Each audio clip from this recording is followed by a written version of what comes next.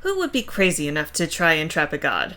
Well, your band, hopefully. But the first thing to ask yourself is why they would try something so incredibly dangerous in the first place. Maybe it's at the request of another god. Loki has gotten in trouble for centuries for the pranks he's pulled on the other Aesir, and even been placed under the dripping mouth of a venomous snake as punishment for his crimes. More on him later. Maybe the band needs knowledge or power that a god keeps in their clutches.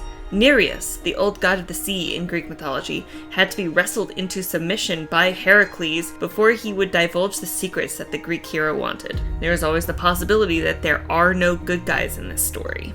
Ares and Aphrodite have been having an affair for centuries, and for just as long Hephaestus has been trying to catch them in the act and humiliate them in front of the gods. The world is an ever-changing place, and there sometimes is no easy answer. If you were to use the case of Ares and Aphrodite, suppose Hephaestus appeared to the band and attempted to enlist them into his plan. His proposal is mean-spirited, but give the guy a break. He's been cuckolded for hundreds of years. Okay, I'm sorry. Moving on. Sometimes the gods are locked away for all of eternity, right? Loki was sealed away until the days of Ragnarok, the end of the world. That's where another element of Scion comes in. There is no canon. All that is written about the gods is true, even as contradictory as it is. Hathor and Isis are both Horse's mother. Odin is both a wise traveler and a cunning trickster. Loki is both bound and free.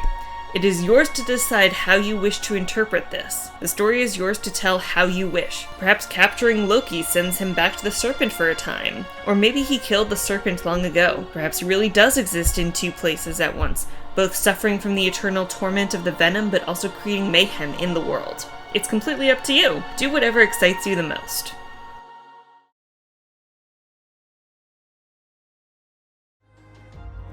Good question. Your players know, of course, that this is a story hook, and good players will try to take those hooks. But what if they know how dangerous it's going to be? What if they say no? One of Scion's themes is relationships, and this is where you should employ some tactics.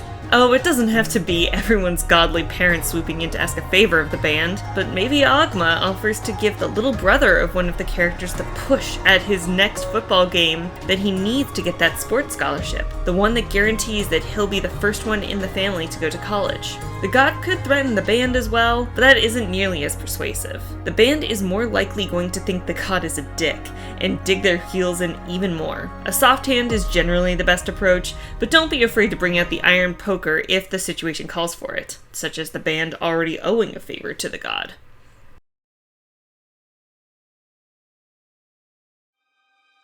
So your band has decided to catch a god. Great! How do they accomplish such a thing? Before you offer this opportunity to them, you need to know a few basic things. 1. Where the god is/will be when the trap is sprung. 2. When will the god show up? 3. How can the god be captured? And 4. What happens if the plan fails? This is the only one that the band doesn't need to know. A few of these pieces you can put in the mouths of your story guide characters, or SGCs. If another god is asking for help to lay this trap, they can provide some of this information, such as giving the band a special net that will hold the god, or telling them that this god always watches the sunset over Seattle from the highest hilltop. If this is a completely self-directed mission, however, you'll have to get creative. Allow the band to research, or ask other SGCs such as librarians or followers of the target's pantheon about the target to get information. I must stress that this should be information that is easily found. It's no fun to play a game when you feel stuck. Even if they fail any checks you give them, make sure to nudge the band in the right direction so that they still have some hints to keep moving. Remember, the hard part is supposed to be the trap, not researching the trap. Another thing to keep in mind is that myths are notoriously unpredictable, and that's okay. Be prepared to be flexible with your band's solutions to the puzzle. And don't shut down ideas just because it wasn't your solution. If the ocean causes the target to lose their powers, and one of your players suggests mixing salt and tap water to make seawater, let them. They deserve to feel clever. When thinking about where to set the trap, I encourage thinking about interesting locations that have more in common with the modern world than one of antiquity. This allows you to dip into Scion's themes of modernity versus timelessness. Plus, it's just fucking cool to see Chongi's new milk bar called Slice of Heaven with a neon sign of a crescent moon. Except in very rare circumstances, Never lay out the failure of a trap to be death for a band. Some gods may even find their audacity funny, but that doesn't mean that failure should go unpunished. Maybe spending a few hours as a rabbit will teach your band not to mess with artists. But it's also important to remember that this is a punishment for the characters, not the players. Never enforce a punishment that will make the game unplayable or unfun. In the example above, unless your group is delighted to roleplay as bunnies until the spell wears off, feel free to tell them all the cute little bunny things they do, and then fast forward to when the spell ends.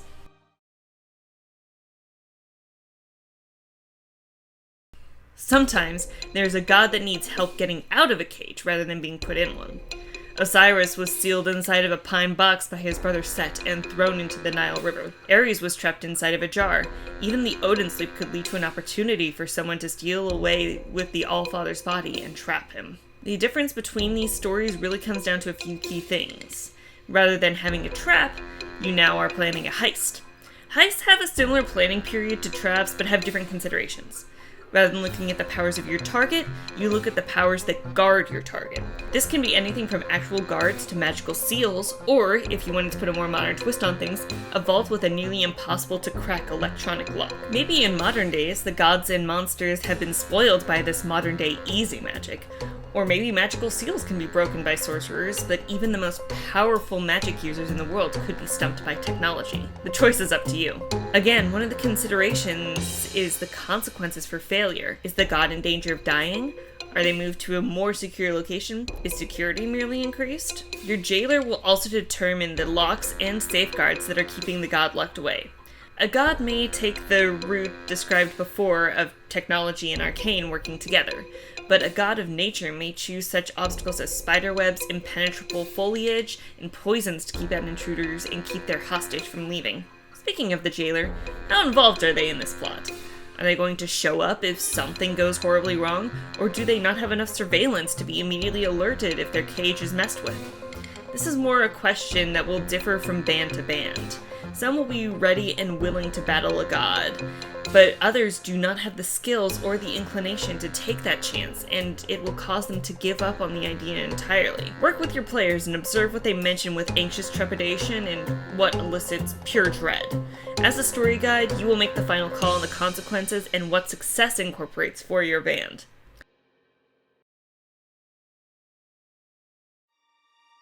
Suppose the band agrees to help out poor old lame Hephaestus, and they catch the couple in the act.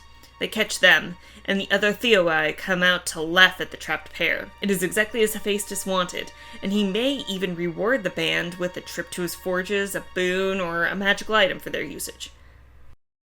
Except now, Ares and Aphrodite have been humiliated in front of their pantheon. They are angry, and they cannot take out their anger on Hephaestus. Well, they could, but that would probably cause something akin to a natural disaster on a global scale, and wouldn't that be a prudent choice? So who should they go after? If not the god, why not the god's little human helpers? There is a hook there to continue your story. Any god brought low and helpless by a mere human or scion is going to seek revenge for such a degradation. They could send magical monsters after the band, or influence other gods to join a campaign to make the band's life miserable. Choice is up to you.